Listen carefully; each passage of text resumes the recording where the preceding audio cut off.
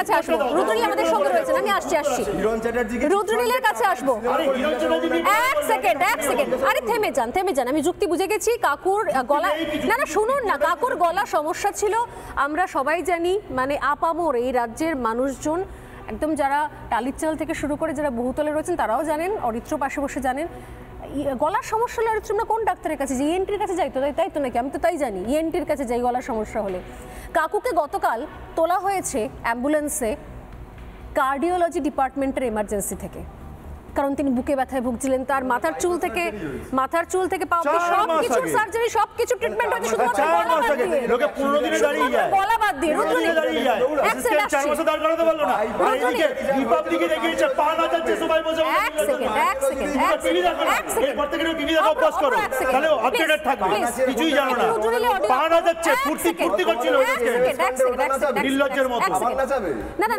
এর আগে অনেকে এসএসকেএম থেকে বারান্দা থেকে হাই হ্যালো করেছেন, অনেক ও লাভলি স্লোগান শুনেছি, সেটা নতুন কিছু নয়, এসব নিয়ে আমরা আলোচনা করে লাভ নেই। রুদ্রনীলের কাছে আসি। রুদ্রনীল, বর্তমান সময়ে তদন্ত নিয়ে আলোচনা করতে গেলে মাঝে মাঝে শুনতে হয় যে অমুক বছর, আজ থেকে 10 বছর আগের তদন্ত নিয়ে চলুন কথা হোক, আজ থেকে 20 বছর আগে তদন্ত নিয়ে চলুন কথা হোক। এত পিছুতে আমরা পিছিয়ে যাচ্ছি, আর ঘটনাচক্রে আমাদের আশপাশে এত সুন্দর সুন্দর মেডিকেল সায়েন্সে এত মিরাকেল হচ্ছে, ম্যাজিক হচ্ছে, আমরা সেগুলো দেখেও দেখছি না, বুঝেও বুঝতে পারছি না।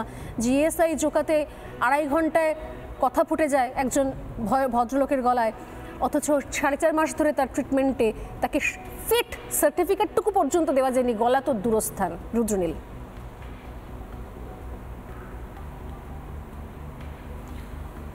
দেখুন, এতক্ষণ ধরে খুব উত্তেজনাকর একটা পরিবেশের আলোচনা শুনতে পাচ্ছিলাম। বাকি ওখানে যারাই বসে রয়েছেন,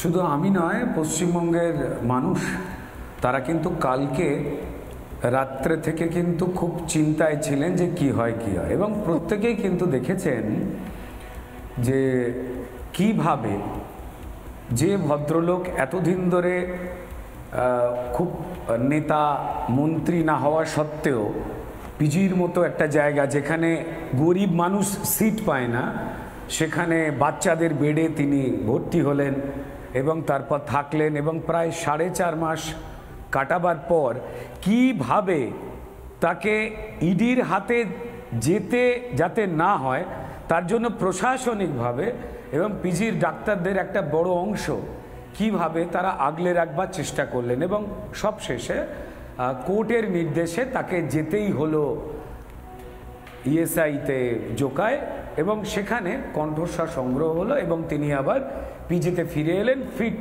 সার্টিফিকেট নিয়ে। দেখুন, এত আলোচনার মাঝখানে বোধহয় আমরা সবাই যেটা একটা জিনিস জানি, যেভাবে এই সুজয়বাবুকে আটকাবার চেষ্টা হয়েছে, আগলাবার চেষ্টা হয়েছে, তার মানে এটা প্রমাণিত হয়েই গেছে যে কোন একজন সিভিক ভলেন্টিয়ারের মোবাইল থেকে যে ভয়েস স্যাম্পল পাওয়া গিয়েছিল, যে ভয়েস পাওয়া গিয়েছিল, সেই গলাটা মেলাবার জন্যই কালীঘাটের কাকু মানে সুজয় ভদ্রবাবুকেই তার ভয়েস স্যাম্পল দেওয়ার জন্য বলা হচ্ছে।